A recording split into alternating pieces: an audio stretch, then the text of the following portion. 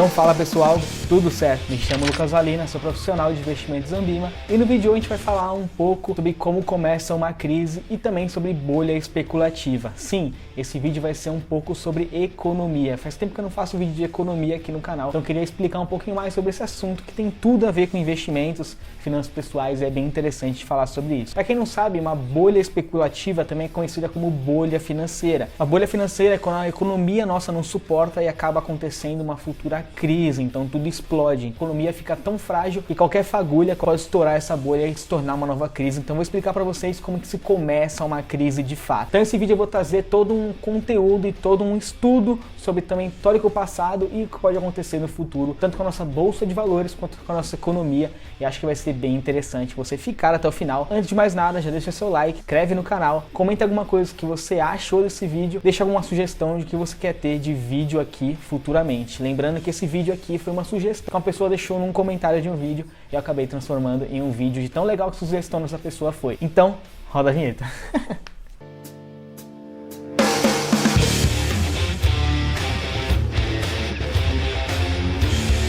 Então o que é esse boom especulativo, essa bolha financeira? É normalmente quando acontece uma supervalorização de um ativo. Tem um ativo que ele vale muito mais do que realmente ele vale de fato. Fala que isso não tem lastro nominal. Então lastro nominal é quando um ativo ele vale o valor que ele está valendo atualmente no mercado. Quando ele não tem lastro nominal é quando ele está supervalorizado, né? Quando um ativo ele está muito acima sobre o seu valor nominal de fato. Então uma hora acontece que o quê? Que esse ativo ele acaba estourando. A gente fala que é uma bolha especulativa. O preço que foi supervalorizado ele volta a valer o valor nominal ou às vezes até um valor abaixo, porque ele foi corrigido pelo mercado depois de acontecer toda essa supervalorização excessiva que não deveria ter acontecido em um ativo que não tem esse lastro nominal. E aí, historicamente, acontece uma forte queda no ativo, então é mais ou menos assim que acontece com uma bolha financeira. E aí o grande problema dessas bolhas financeiras é que as pessoas costumam entrar tarde demais. As pessoas começam a ver muita notícia de, por exemplo, tem exemplos clássicos aqui, o Bitcoin. Muitas pessoas falando, comprem Bitcoin, porque o Bitcoin vai crescer muito no futuro, só que elas não tomaram cuidado que o Bitcoin podia ser uma nova bolha, uma bolha que estava prestes a estourar porque estava muito inflacionada,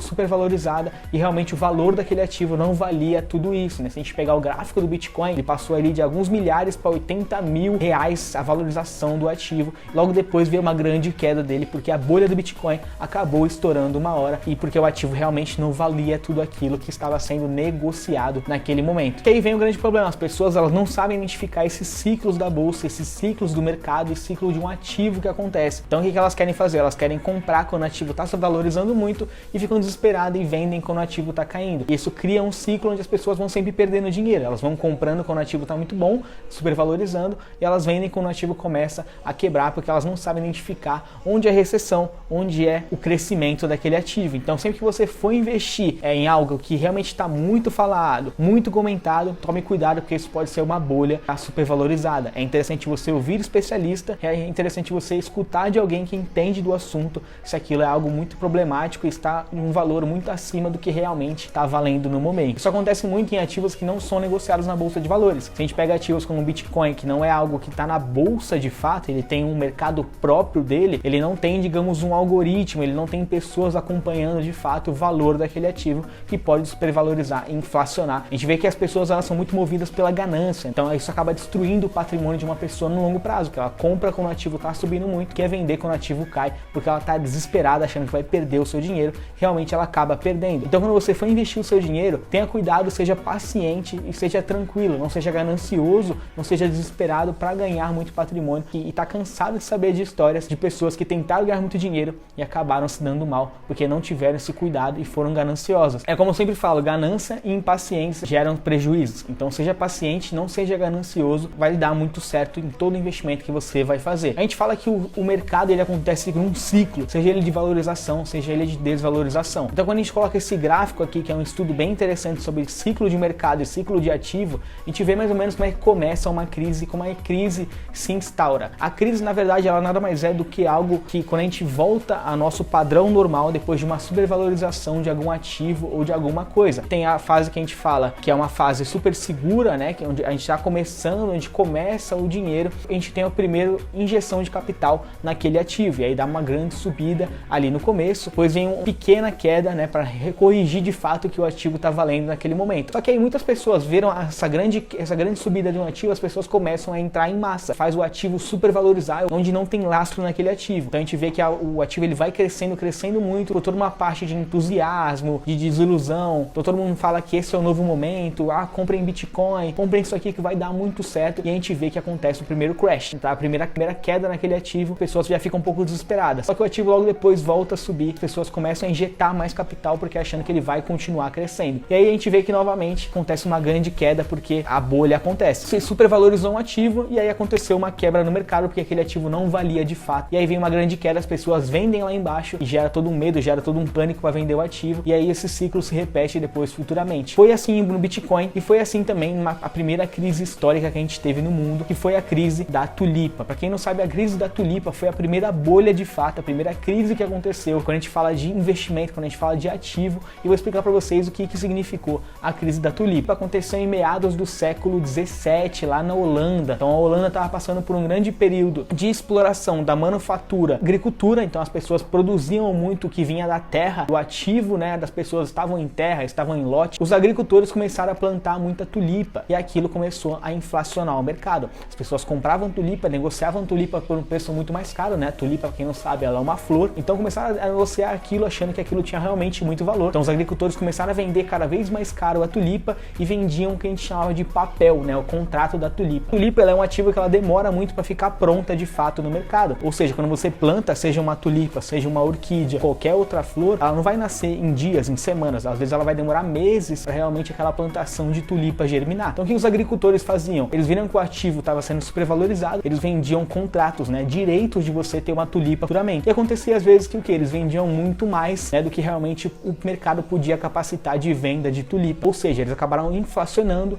inflando cada vez o mercado, porque era vendido um contrato de algo que realmente nem existia, então não tinha um lastro nominal daquele ativo, era vendido super um ativo, e na verdade não existia aquela tulipa para ser vendida. Então uma tulipa começou a ser vendida por $100, $200, e chegou uma época que aquilo realmente foi quebrado, porque as tulipas não conseguiam nascer. Às vezes os agricultores falhavam na produção da tulipa, né? As tulipas nasciam mortas ou então nasciam com algum defeito, aquilo não germinava de fato, não conseguia ser vendido de fato no mercado, e acabou acontecendo uma bolha, né? Uma crise, o ativo foi jogado lá para baixo. Então pessoas que investiram muito na tulipa acabaram perdendo seu patrimônio, porque ninguém mais queria comprar a tulipa, porque sabia do risco que tinha em você investir naquele ativo. Então aí que veio realmente a bolha especulativa. Então é assim que foi formado. Então se a gente pegar historicamente, a bolha acontece nesse fator. Quando alguém realmente acha que é um novo momento, é um novo paraíso, você investir em um ativo, cria toda uma bolha, né? O ativo supervaloriza e logo depois a gente vê que não tem um lastro sobre esse ativo e a queda acontece. E acontece uma crise, a crise nada mais é do que um retorno à média. Acontece uma supervalorização, seja da nossa bolsa, seja de algum ativo, como por exemplo uma tulipa, e nada mais é que a crise ela faz a gente voltar à média que já estava anteriormente. Só que isso é muito preocupante, porque as pessoas acham que vão ficar cada vez mais ricas, compram quando o ativo está lá em cima e vendem quando ele está lá embaixo, e vão perdendo seu patrimônio cada vez mais. Então esse excesso de confiança é algo que impacta muito numa crise, né? As pessoas estavam sendo, por exemplo, das tulipas, elas estavam sendo vendidas a 20 vezes o seu valor nominal.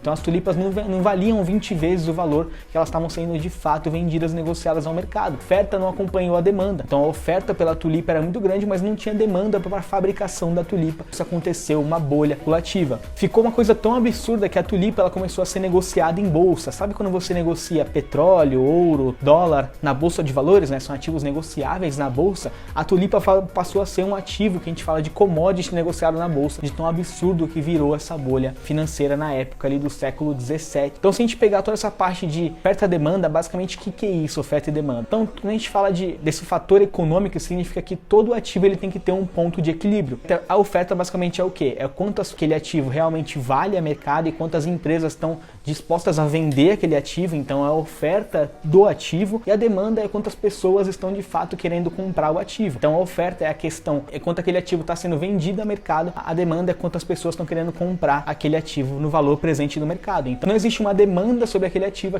ele tem uma redução do seu preço para ocasionar um ponto de equilíbrio. Quando existe muita demanda pelo ativo, o preço do ativo sobe. A gente pode pegar um exemplo clássico do mercado. Então se as pessoas estão querendo comprar muito tomate, o que o governo vai fazer? A economia em geral vai fazer? Ela vai subir o preço do mercado para as pessoas não comprarem tanto aquele tomate. Aconteceu isso nos Estados Unidos, a gente pode pegar exemplo do papel higiênico, que o governo dos Estados Unidos foi fazer para romper e quebrar um pouco essa compra desenfreada sobre papel higiênico, porque pessoas chegavam no mercado e não conseguiam comprar esse papel higiênico, isso se tornou um absurdo. Então o governo ele subiu o preço do papel higiênico, né, porque tinha muita demanda, isso acabou subindo o preço do ativo, as pessoas pararam de comprar tanto papel higiênico. E o mesmo fator poderia acontecer, se as pessoas não estivessem comprando papel higiênico, o governo diminuiria o seu preço para conseguir vender o estoque de papel higiênico que existiam no mercado. Então isso é oferta e demanda. Toda crise deve existir um ponto de equilíbrio, e uma hora a oferta casa com a demanda e a gente tem uma queda repentina do preço do ativo para esse ponto de equilíbrio existir. O ponto de equilíbrio nada mais é que o retorno à média. Então uma crise ela supervaloriza um ativo, a oferta é muito grande e a demanda não acompanha, e a gente tem depois um retorno à média do ativo caindo ao valor presente dele de fato. E a gente pode falar, Lucas, a bolsa agora ela está sendo uma bolha, a bolsa vem crescendo muito depois de uma crise que a gente está passando, realmente a bolsa está se tornando uma bolha? Então vamos entender como é que funciona uma bolha. A gente tem que ter a supervalorização de um ativo, né, um ativo valorizando demais, a gente tem que ter um desequilíbrio entre oferta e a demanda, ali o ponto de equilíbrio sendo deslocado, e todo mundo falando sobre esse ativo. Por exemplo, a crise das tulipas, todo mundo querendo comprar a tulipa, todo mundo só falava disso naquela época, ocasionou muito o fator de uma bolha acontecer, supervalorização, desequilíbrio da oferta e demanda, as pessoas só falando sobre isso, só comentando sobre isso. E se a gente pegar o Ibovespa, tá? O Ibovespa em dólar é um gráfico que ele acompanha o quanto o Ibovespa valorizou relacionado ao nosso dólar, e basicamente o Ibovespa ele está muito abaixo do que ele valia, por exemplo, em 2019, ou seja, o nosso Ibovespa ele não está muito super valorizado, que acaba que isso já nos mostra que a bolsa atualmente ela não é uma bolha, porque ele não está com uma valorização excessiva de um ativo, ou seja, a gente não pode colocar isso como uma futura crise, uma futura bolha